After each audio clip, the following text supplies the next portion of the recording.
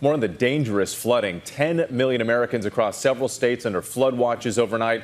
A state of emergency declared in Las Vegas and a disaster declaration in Kentucky. The deadly flash flooding causing historic and widespread damage. Rescue crews in Kentucky desperately searching for hundreds of people who are still unaccounted for as the death toll rises. ABC's Mola Lenghi is there in Hindman, where the floodwaters are receding this morning, revealing the extent of the damage. Good morning, Mola.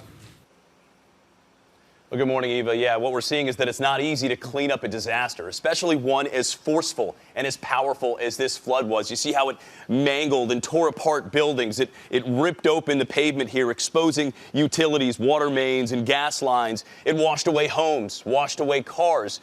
And, of course, that's not to mention the loss of life. All of this as some folks are still unaccounted for. This morning, the search continues for the missing after catastrophic flooding in Kentucky. Water started flooding into my car. The water just beginning to recede. Unless you lived it, you have no idea what it's like. The death toll climbing to 16. Kentucky Governor Andy Beshear expecting the worst. Folks, it's gonna get a lot higher. 6 of those killed were children, 4 siblings.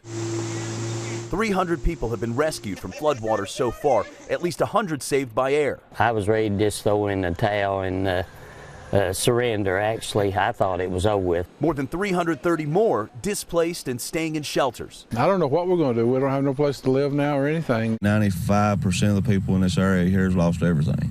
Houses, cars, animals. It's heartbreaking, it really is. The devastating flooding stretching into Virginia and West Virginia, both states declaring emergencies as crews work to repair downed power lines and clear blocked roads. Back in Kentucky, some losing all they had, all they've ever known. I started in the flower shop when I was 16 years old on the side, and I'm 62. This is all I know, and that's gone. In the small town of Hindman, Gene Everidge and Gladys Epperson are cleaning out what's left of the flower shop that's been in business here for 100 years. What's the hardest part? Hoping there's a future for this town. Everything that I'd worked for 56 years go down the drain. Tracy Neese and his entire family lost all their homes. They were all neighbors. I live in the first house. My son lives in the second. My mother-in-law and father-in-law in the third. My wife's aunt in the fourth.